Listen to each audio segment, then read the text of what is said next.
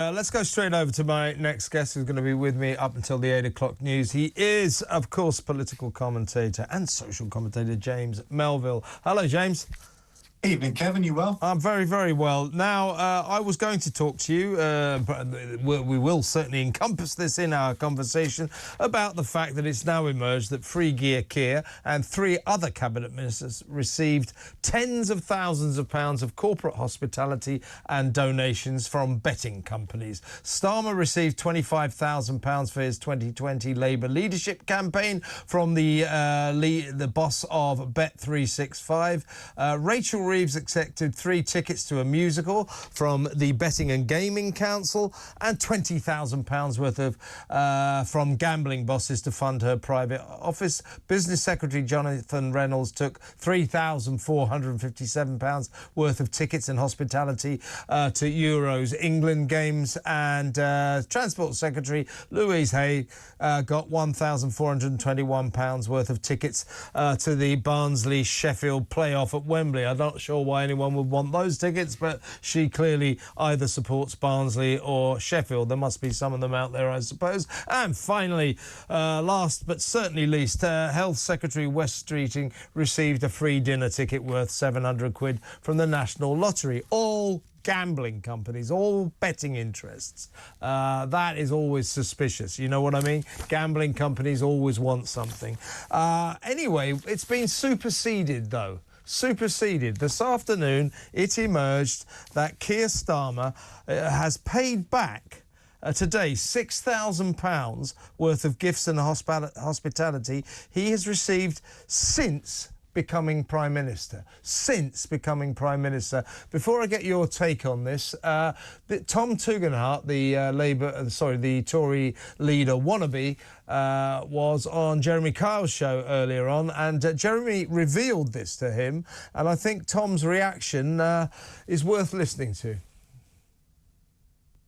We heard not half an hour ago that Keir Starmer, although he's in Europe, Number 10's announced that he will be giving back £6,000 worth of goodies and freebies that he's been given since, S-I-N-C-E, he became Prime Minister. That's notwithstanding the £107,500 he's had before that.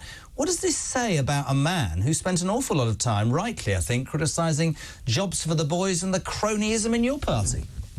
Sorry, £6,000 in 12 weeks. That's £500 a week. Just given that back. Taylor Swift tickets, football tickets, a high-end clothing rental agreement for Lady Victoria Starmer. Sorry, Jeremy, you do know that many people who are watching this show are on £500 a week. Yes. That's not a bad. That's not an unusual salary in this country, and he's accepting freebies of £500 a week. That is pretty remarkable. I'm sorry, I didn't realise it was quite that much, quite that quick, and from within Number 10 as well. That is pretty extraordinary. That's well worth highlighting. And the fact is, you know, what we've seen from this government, what we've seen from this Prime Minister, is entirely self-serving. So, James, that emerged, and then that came out only just after we learned that his big mate, Dr. Feelgood, the Labour benefactor, donor supreme, Lord Alli, is under investigation now over the non-registration of his interests, his business interests, at the House of Lords. So I don't know if these two revelations are connected, but I can't help feeling they probably are. Something is going on here. But Tom Tugendhat's face when Jeremy revealed that was a picture. He's like this. You know, I mean, it's extraordinary what's going on. What the hell is going on, James? It's completely out of control. It's a government of liggers. You know, that's all it is. It basically, we've got, and also hypocrisy.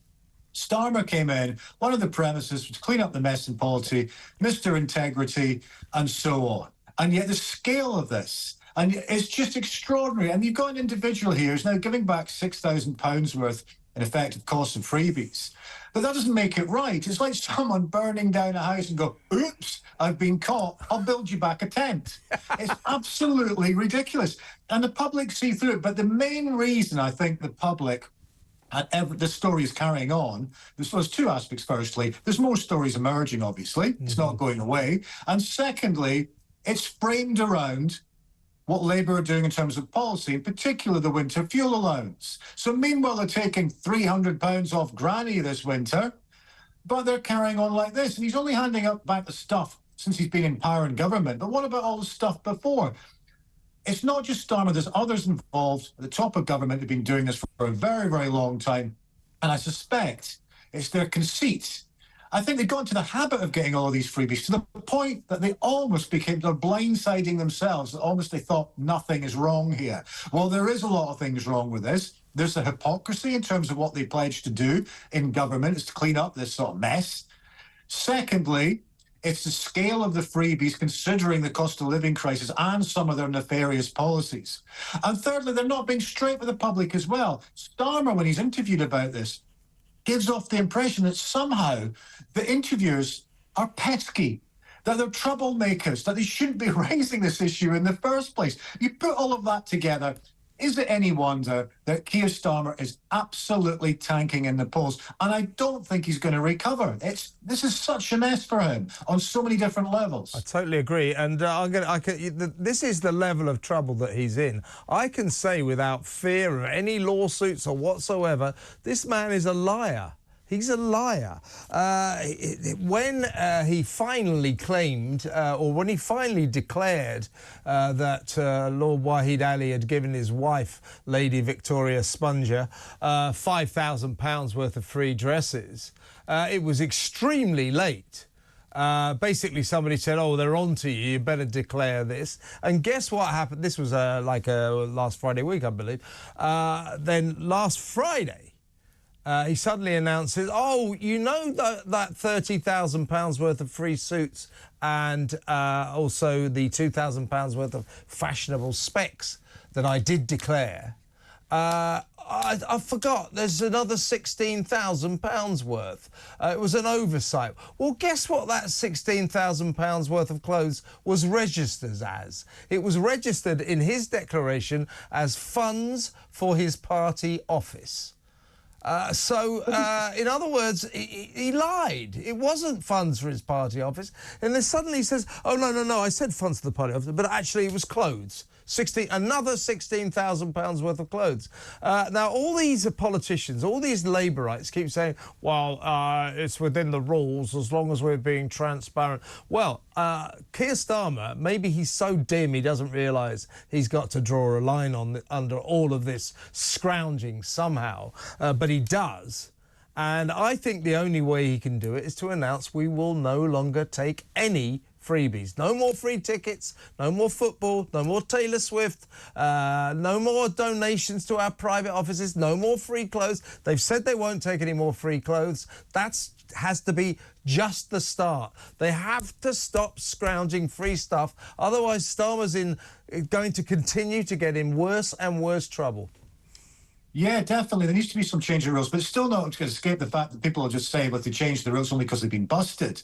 You know, there's aspects where there's a whiff of Partygate with this. I know they're different stories, and what's happening is both sides are picking a side, saying the other side is worse. And actually, Labour sympathising commentators should be showing some gumption and courage and calling this out equally. You know, Partygate was appalling. Different reasons. This is equally appalling. And one of the reasons it's appalling is the point that you touched on, Kevin. He's not being straight with people. And meanwhile, you've got a budget that's looming that effectively is going to be the politics of punishment. I mean, goodness only knows what's going to be in that budget, but we've got a few hints. There's obviously the winter fuel allowance they touched about. There could be things on fuel duty. There could be aspects on council tax, inheritance tax, and so on, which is going to punish loads of communities. And people are going to have a problem with this. The simple premise is bad policy. But secondly, how dare you punish us? Because you came on a false premise where you duped a nation saying you're going to clean up politics, and you know, it's the same government, same problem. And even worse, you weren't straight with people about when you were busted. So people are going to look at this government and think, with all this punishment stuff that's coming down the tracks, in particular a lot of stealth taxes, and they'll look at the government and say, well, you're just a bunch of freebie, you know, liggers. And you're telling us on our tax money that we should be punished after the way that you behave. And I cannot see any way back in particular for Starmer on this. He's completely blowing it. Well, let's just do a bit of maths before we go to break. This Labour government cruelly, ruthlessly, unfairly has for some reason decided to deprive 10 million pensioners of their £300 winter fuel allowance. Millions of them rely on it. They always say, oh, lots of people can well afford it, you know. Well, millions of those pensioners rely on it, and they're worried about staying warm this winter. So they've taken away a single payment of £300 from 10 million pensioners, and we learn now that since he became Prime Minister on July the 5th, or technically, I guess, July the 4th, he's been taking £500 worth of freebies every single damn week. And they're the Prime Minister taking freebies. It's disgusting. It's ridiculous. What does he think he's playing at?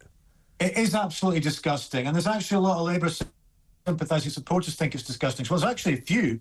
You know, they are raising their head above the parapet and calling him out. I mean, I know Owen Jones is, for instance, but maybe for a number of different reasons. But I think right across the board, it's about ethics. It's about that very thing that he said that he would do, a change in integrity. Change. No, and it's in that pole-faced sanctimonious, that pole-faced sanctimonious manner of his. He's a hypocrite. He's disingenuous, and I'm being polite on that phrase. And we've got a budget looming, and meanwhile, you've got pensioners across the country who are making zero-sum game choices probably this winter about heat or eat. And it's not just that. I mean, if you imagine, for instance, you live in the north of Scotland, north of England. The temperatures are a bit colder and we have a harsh winter.